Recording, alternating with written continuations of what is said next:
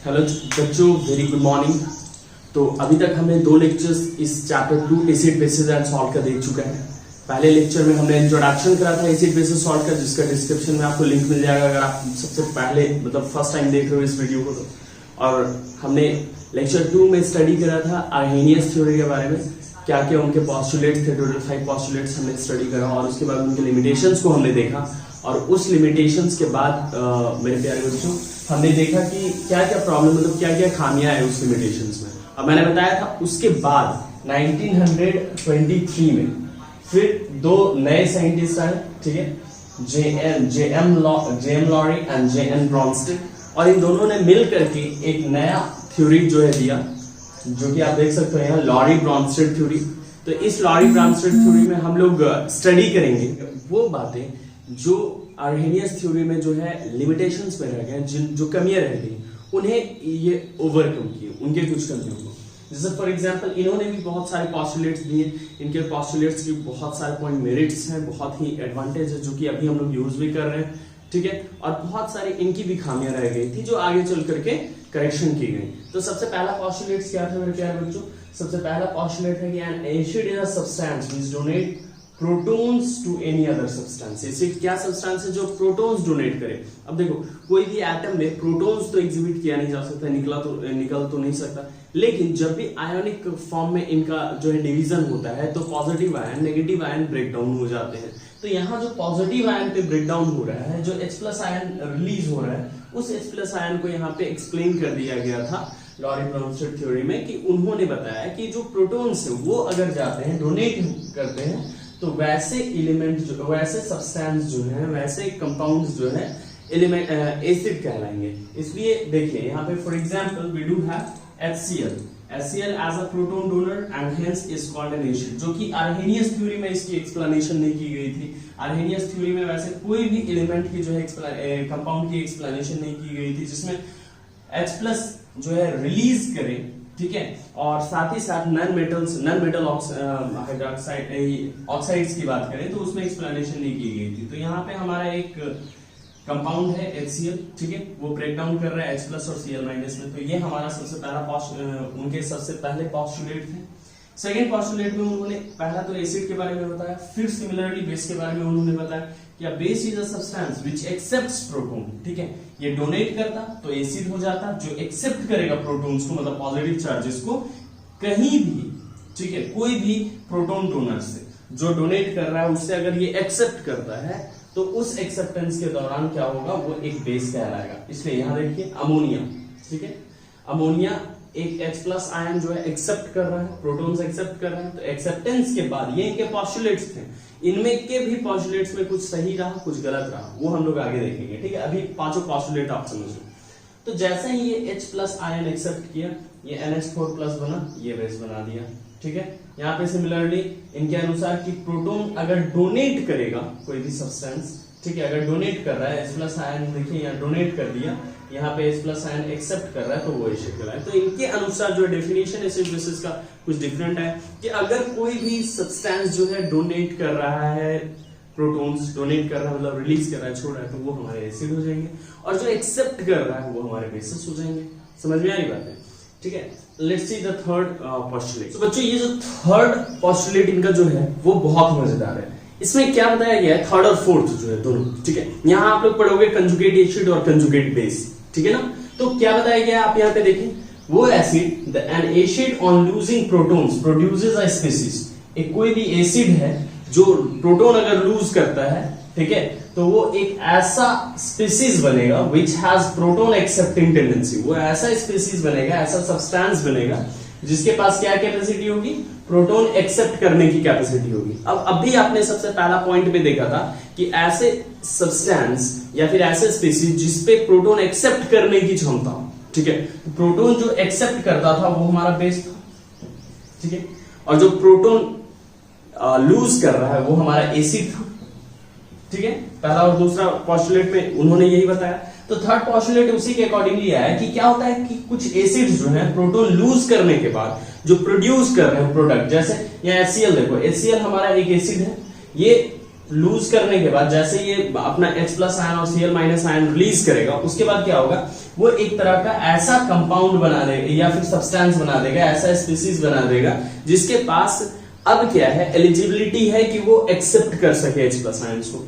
ठीक है, H plus ions मतलब कहने की मतलब है प्रोटॉन्स को एक्सेप्ट कर सके। अब जिसके पास प्रोटॉन एक्सेप्ट करने की क्षमता, टेंडेंसी, ठीक है, वो क्या कहलाएगा, वो मतलब कि जब प्रोटॉन एक्सेप्ट करने की क्षमता है मतलब वो बेस है, तो उसको डायरेक्ट तो बेस बोल नहीं सकते, इसलिए यहाँ पे एक नया नाम दे दिया गया, कंजुगेट बेस उसका नाम रखा गया। ठीक है, so the base so found is called conjugate base of the acid. मतलब ये जो बेस है, ये जो कंजुगेट बेस है वो इस पर्टिकुलर एसिड के लिए।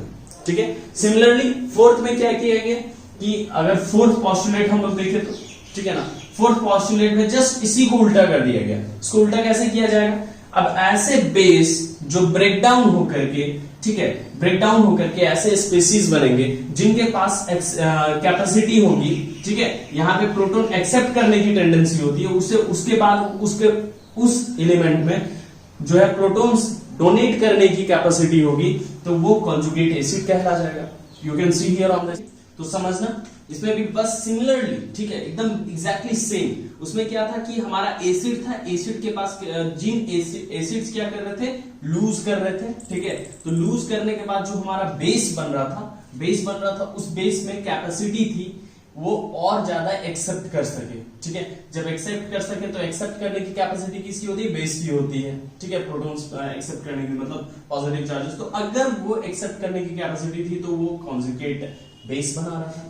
यहां पे देखोगे बेस ऑन एक्सेप्टिंग प्रोटॉन्स, ठीक है, कोई base after accepting protons, okay, protons produces a species which has proton donating tendency. अब इन दोनों के बाद मतलब जैसे वो प्रोटॉन को एक्सेप्ट किया, ठीक है, कोई भी बेस, तो एक जो हमारे प्रोडक्ट बने, उस प्रोडक्ट के पास टेंडेंसी है, जो भी नया प्रोडक्ट बना उस प्रोडक्ट के पास टेंडेंसी है कि अब वो लूज कर सके। ठीक है, इसके पास इतनी कैपेसिटी है कि वो लूज कर सके बेस को। तो बेस को जो लूज करता है वो क्या कहलाता है, एसिड कहलाता है।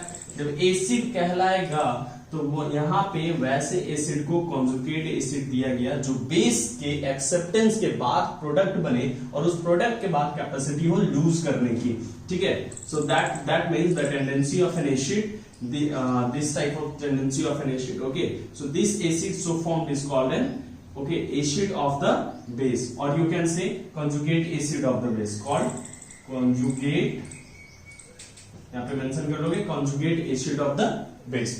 ठीक है, तो ये दोनों जो है postulates कोरिलेटेड है, फर्स्ट सेकंड से कोरिलेटेड था, थर्ड फोर्थ से कोरिलेटेड है। इस तरह से 4 के 4 पोस्टुलेट्स आपने यहाँ पे लर्न हो गया। नोट करते चले जाना, वीडियो पॉज करके नोट करते चले जाना, it's very important with examples. Okay, और ध्यान से समझना चीजों को, यहीं पे लर्न हो जाने थे। ठीक है ना, चलिए let's see the fifth postulate of it. तो प्यारे बच्चों, ये जो फिफ्थ पोस्टुलेट है वो भी टोटली थर्ड और फोर्थ से कोरिलेटेड है।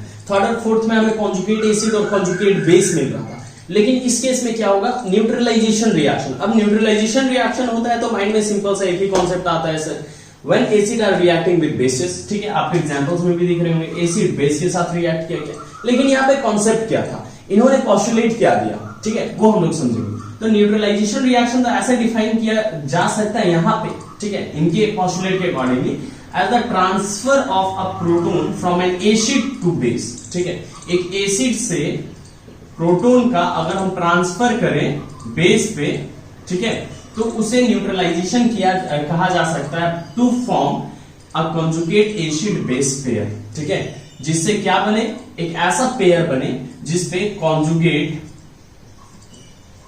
एसिड और बेस दोनों मिले। तो यहां पे आप ध्यान से समझे होगे और एक क्वेश्चन भी आ रहा होगा माइंड में, ठीक है, कि इसको डिफाइन कैसे किया, the transfer of proton from an acid to base. एक एसिड से बेस पे जो है ट्रांसफर किया जा रहा है प्रोटॉन को, लेकिन आप समझो बेस से जो रिलीज होता है, ठीक है, बेस से जो रिलीज होता है उसे भी तो हम लोग कॉन्जुगेट बेस के तौर पे, हम लोग एसिड के तौर पे स्टडी किए थे। ठीक है, लेकिन मेनली यहां फोकस किस चीज पे किया जा रहा है, इसलिए आगे भी उन्होंने स्टेटमेंट में कहा कि this theory is mainly focuses on proton transfer. ठीक है, यहां देखिए, transfer of proton from acid to base, इस थ्योरी में मेनली किस चीज पे फोकस किया गया है कि प्रोटॉन की ट्रांसफर पे फोकस किया गया है, एक्सेप्टेंस पे फोकस नहीं किया गया है, ठीक है। इसलिए इसे एक प्रॉपर नाम दिया गया, इस नाम को याद रखना, जनरली पूछ लिया जाता है एग्जाम में, दैट इज प्रोटोनिक कॉन्सेप्ट, ठीक है। What is protonic concept? Conjugate base और एसिड तो समझ में आया, कॉन्जुगेट एसिड किसको बोलेंगे और कॉन्जुगेट बेस किसको बोलेंगे, तो उसके लिए पोस्टुलेट थर्ड और फोर्थ हमारे लिए सफिशिएंट है। लेकिन जो हमारा पोस्टुलेट फिफ्थ है उसपे हमें एक और कॉन्सेप्ट मिला, प्रोटोनिक कॉन्सेप्ट मिला। प्रोटोनिक कॉन्सेप्ट में होता क्या है जनरली कि मेनली फोकस किया जाता है ट्रांसफर ऑफ प्रोटॉन्स में। एसिड और बेस जब न्यूट्रलाइजेशन रिएक्शन करेंगे तो ट्रांसफर ऑफ प्रोटॉन होगा और दूसरा जो है एक्सेप्ट करेगा। जैसे यहां पे समझते हैं HCl के केस में हमें रिलीज हुआ था H+ और Cl-, ठीक है। बढ़िया से यहां पे देखेंगे हम लोग H+ Cl-, ये हमारा रिलीज हुआ था, जिस केस में हमने बताया था कि ये जो H+ है वो कॉन्जुगेट बेस हो रहा है, ठीक है। अब यहां पे देखेंगे बेस के केस में हमें क्या मिला था NH3, यहां पे +H+ हमने डाला था, प्लस प्रोटॉन किया था, तब जाकर के हमें रिएक्शन में क्या मिला था NH4+ मिला था, मतलब एक कॉन्जुगेट एसिड मिल रहा था, ठीक है बच्चों, कॉन्जुगेट एसिड मिल रहा था। तो यहां ध्यान से समझिए, एसिड वाले केस में ये रिलीज हो गया और ये रिलीज होके H+ आयन इसके साथ कंबाइन कर गया तो NH4 बन गया, ठीक है। और यहाँ पे अकेला कौन रह गया, Cl अकेला रह गया, तो ये कॉन्जुगेट बेस हो जाता है हमारा। H+ तो रिलीज हो गया है ना, तो ये कॉन्जुगेट बेस हमारा ये होगा, ये नहीं होगा। समझ में आई बात है? पोस्टुलेट नंबर 3 में मैंने बताया था आप लोगों को कि ये तो रिलीज हो जा रहा है, ये डोनेट हो गया, लेकिन बचा कौन Cl-, तो वो कॉन्जुगेट बेस हो जाएगा हमारा यहाँ पे। और इस केस में हमारा कॉम्बिनेशन के बाद जो फॉर्मेशन हुआ NH4+, ठीक है, कॉम्बिनेशन रिएक्शन भी समझ सकते हो चैप्टर 1 के अकॉर्डिंगली। तो यहाँ पे प्रोटॉन कंबाइन कर रहे हैं NH3+ से, तब जाकर के कॉन्जुगेट एसिड बना। तो यहाँ देख लो मेनली क्या हो रहा है, H+ आयन का जो है, H+ जो है प्रोटॉन यहाँ नाम दिया गया, तो H+ आयन जो है वो कंबाइन कर रहे हैं। तो मेनली फोकस किया गया है transfer of proton from an acid to a base. एक एसिड से ये H+ आयन एसिड से है और इसे बेस पे ट्रांसफर किया गया, NH3 पे ट्रांसफर किया गया, तब जाकर के हमें एक कॉन्जुगेट एसिड और एक कॉन्जुगेट बेस मिल रहा है। अब इन दोनों को पेयर को बच्चों, इन दोनों के पेयर को, जो कॉन्जुगेट एसिड और कॉन्जुगेट बेस का पेयर है, इसे बोला जा रहा है यहाँ पे प्रोटोनिक कॉन्सेप्ट, ठीक है। Since this theory mainly focuses on transfer of protons, so this is also known as protonic concept of acids and bases, ठीक है। एसिड्स और बेसिस का प्रोटोनिक कॉन्सेप्ट बोलते हैं क्योंकि इसमें मेनली प्रोटॉन्स की ट्रांसफर की बात की जाती है। समझ में आ रही बातें? नए नए वर्ड्स हैं, ध्यान से समझना। जहां भी दिक्कतें होंगी कमेंट सेक्शन में जरूर लिखोगे और बताओगे, ठीक है, कि क्या प्रॉब्लम हो रहा है। कॉन्जुगेट एसिड और बेस आगे चल करके बहुत ही ज्यादा इंपॉर्टेंट हो जाता है आपको इस चैप्टर के लिए, और खास करके प्रोटोनिक कॉन्सेप्ट आप यहाँ पे ध्यान से समझोगे। यहाँ पे मेनली एसिड से H+ रिलीज हो रहा है, तो हमारा HCl- जो है कॉन्जुगेट बेस बना दिया। अब H+ जो है ट्रांसफर होकर के हमारा NH3 से कंबाइन करेगा, तो क्या होगा, हमारा एक कॉन्जुगेट एसिड मिल जाएगा। कॉन्जुगेट एसिड मिल गया, कॉन्जुगेट बेस मिल गया, तो दोनों कंबाइन करके क्या हो गए, एक पेयर बना दिए। और pair of you can say conjugate acid and base, they are just forming they are completely known as protonic concept, ठीक है। I hope so you have understood the postulates. Let's try to understand what were the merits, okay, among these 5 postulates. क्या क्या बहुत ही useful merits रहे इन 5 postulates का, वो हम लोग अब आगे देखते हैं। तो बच्चों मेरिट्स ध्यान से समझना, मेरिट्स वो चीजें हैं इनकी, ठीक है। आप समझ लो लॉरी और ब्रॉमस्टेड थ्योरी की जो चीजें आपको लास्ट जो आर्हेनियस थ्योरी में लिमिटेशंस था, जो बातें उन्होंने एक्सप्लेन नहीं कर सका, वो सारी चीजें इन्होंने अच्छे तरीके से एक्सप्लेन किया। आपको याद होगा लास्ट वीडियो, लास्ट लेक्चर में आपने, लेक्चर नंबर 2 में आपने, जो कि डिस्क्रिप्शन बॉक्स में लिंक भी दिया हुआ है, अगर नहीं देखे हो तो देख लो, तो उसमें आपने देखा होगा कि आर्हेनियस ने सिर्फ और सिर्फ एक्वस सॉल्यूशन के बारे में एसिड और बेसिस के कोरिलेटिवली एक्सप्लेन करा था, but here he have explained about the gas phase also. You can see the first merit, the acidic and basic nature of substances in gas phase could be convincingly explained, ठीक है, उन्होंने gas phase में भी explain करा था by this theory which could be overcome the major limitation of the Arrhenius theory। एक बहुत ही बड़ा लिमिटेशन था Arrhenius theory में कि वो जो है एक्सप्लेन नहीं किए थे apart from the liquid phase, aqueous phase, he haven't explained about the any kind of the phase of the you can say acids and bases, लेकिन उन्होंने एक्सप्लेन करा। यहाँ पे जो है लॉरी ब्रॉमस्टेड थ्योरी में वो चीजें एक्सप्लेन की गई, ठीक है। नंबर 2 भी क्वाइट रिलेटिव है, ठीक है, नंबर 1 से। जैसे नंबर 1 में उन्होंने गैस फेज एक्सप्लेन करा, तो गैस फेज को एक पर्टिकुलर टॉपिक लेकर के बता दिया गया। उसी तरह से नंबर 2 में क्या बोला जा रहा है, it involves a broader coverages of acids and bases in comparison to Arrhenius theory. Arrhenius theory के कंपैरिजन में एसिड और बेसिस का थोड़ा ब्रॉड कवरेजेस लिया गया, मतलब और भी ज्यादा चीजें जो है एक्सप्लेन की गई इसमें, ठीक है, in comparison to the Arrhenius theory. Arrhenius theory में एसिड और बेसिस को एक्सप्लेन किया गया था, बट बहुत ही लिमिटेड एसिड्स और बेसिस जो है एक्सप्लेन की गई थी। बट यहाँ पे उन्हीं के कॉन्सेप्ट को थोड़ा और आगे बढ़ाते हुए इन्होंने यहाँ पे एक्सप्लेन करा, this is because it is not confined two aqueous solution also. इसलिए यहाँ पे सिर्फ एक्वस सॉल्यूशन को एक्सप्लेन अकेले नहीं किया गया जैसा आर्हेनियस थ्योरी में किया गया था। यहाँ पे जो है लॉरी ब्रॉन्स्टेड थ्योरी में और भी ज्यादा जो है एसिड्स और बेसिस को ब्रॉडर वे में कन्फाइन किया गया, एक्सप्लेन किया गया मिलने, ठीक है। नंबर 3 मेरिट क्या है उनका, नंबर 3 में बताया जाता है कि the basic nature of substances which do not contain OH minus ions could also be explained on the basis of protonium concept, or you can say protonic concept, not protonium concept, protonic concept, ठीक है। Protonic concept जो अभी आपने last में देखा था 5th point, ठीक है, इनके जो भी पोस्टुलेट्स थे। तो हुआ क्या इसमें, आपको याद होगा कि जो आर्हेनियस थ्योरी था, आर्हेनियस थ्योरी में एक बहुत बड़ा ये भी लिमिटेशन था कि वो जो है OH माइनस आयन और H प्लस आयन का एक्सप्लेनेशन जो था, ठीक है, वो पूरी तरह से नहीं कर सकते, मतलब ऐसे सब्सटेंसेस को उन्होंने एक्सप्लेन नहीं कर सका था, ठीक है, जिसके पास OH माइनस आयन नहीं है फिर भी वो जो है बेस है। जैसे याद होगा आपको, उन्होंने सिर्फ वैसे बेसिस को लिया था जिसके पास OH माइनस होता है, NaOH, KOH, वैसे सब्सटेंस बेसिस उन्होंने बताया जिसमें सिर्फ और सिर्फ OH माइनस होता है। वैसे कोई भी बेस का नाम उन्होंने नहीं बताया, एक्सप्लेन नहीं किया जिसमें OH माइनस नहीं होता है, लेकिन इन्होंने एक्सप्लेन करा। वैसे भी बेसिस के एग्जांपल्स इन्होंने बताया और बोला कि बेस होता है, कौन से कॉन्सेप्ट के हेल्प से, on the basis of protonic concept के हेल्प से। इन्होंने बताया कि ऐसे भी बेसिस होते हैं जिसमें OH माइनस प्रेजेंट ना हो, ब्रेकडाउन होने के बाद OH माइनस ना मिले। कैसे, क्योंकि देखिए कॉन्जुगेट बेस या एसिड जो बन रहा था हमारा, उसमें क्या था, प्रोटोन एक्सेप्ट और प्रोटोन डोनेट की बात की जा रही थी, मतलब प्लस आयन जो है H प्लस आयन और H प्लस आयन डोनेट या फिर H प्लस आयन जो है एक्सेप्ट की बात की जा रही थी। तो इसमें OH माइनस का कहीं कॉन्सेप्ट ही नहीं था, इसलिए प्रोटोनिक कॉन्सेप्ट से उन्होंने ऐसे बेसिस को भी एक्सप्लेन करा जिसमें OH माइनस का कोई रोल नहीं है। समझ में आ रही बात है। लेकिन इतने एक्सप्लेनेशन के बाद भी दोनों साइंटिस्ट ने मिलकर के करा 1923 में, लेकिन फिर भी क्या हुआ बच्चों, कुछ ना कुछ जो है खामियां इसमें भी रह गई। उसके बाद हम लोग नेक्स्ट जो है थ्योरी स्टडी करते हैं, ठीक है। तो आज हम लोग देखते हैं कि इनकी क्या क्या लिमिटेशंस रह गई इतने एक्सप्लेनेशन के बाद भी। Let's see here on the.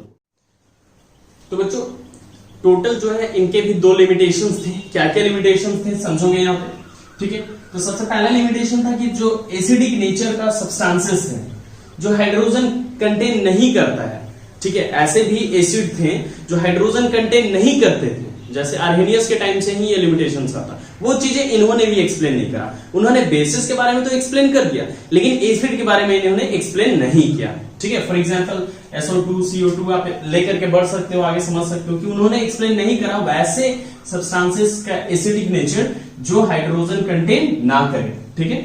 Even this theory mainly involve for the proton transfer. आपने देखा पूरा शुरू से लास्ट तक, ठीक है, जितने भी आपने इनके पोस्टुलेट्स देखे उसमें मेनली बात की जा रही थी प्रोटॉन ट्रांसफर की, ठीक है। तो this theory is mainly involve for the proton transfer and proton donation and acceptance. Donate किया, ठीक है, तो कॉन्जुगेट जो है एसिड बना दिया, एक्सेप्ट किया तो जो है कॉन्जुगेट बेस बना दिया।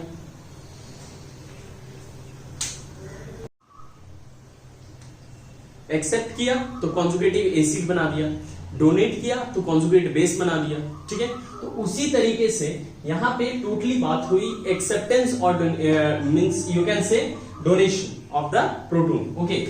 Being a relative tendency of a substance cannot give the absolute acidity or basicity of a substance। अगर कोई भी सब्सटेंस रिलेटिव नेचर का मतलब डोनेशन और एक्सेप्टेंस एक दूसरे पे निर्भर कर रहा हो, तो वो प्योर जो है एसिडिटी या फिर बेसिसिटी किसी भी सब्सटेंस के एक्सप्लेन नहीं की जा सकती है। तो ये 2 लिमिटेशंस था मेरे प्यारे बच्चों, ठीक है, ये 2 लिमिटेशंस था जो इन दोनों ने मिलकर भी जो है एक्सप्लेन नहीं कर सका। That is you can say J.M. Lowry and J.N. Bronsted in 1923। तो इनके लिमिटेशंस को जो है और भी ब्रॉडर वे में कॉन्सेप्ट आगे की थ्योरी में लाया गया, जो कि हम लोग फोर्थ पार्ट इस वीडियो का जो है फोर्थ लेक्चर में देखेंगे। तो बने रहिए हमारे साथ और अपने फ्रेंड्स के साथ जरूर शेयर कीजिए, ताकि वो भी ये सारे कॉन्सेप्ट को सीख सके और समझ सके। जो भी बातें आपको अच्छी लगी कमेंट सेक्शन में जरूर लिखना, और जो भी बातें आपको जाननी है, किसी भी तरह का अगर कंफ्यूजन है, कॉन्सेप्ट में प्रॉब्लम है, या तो फिर कुछ भी आपको जो है दिक्कत है related to your questions, queries which is coming to your mind while you are studying, you can just write in the comment section, so that in the next video I'm going to clarify that thing and you will be more knowledgeable than the last day. Thank you. Have a good day.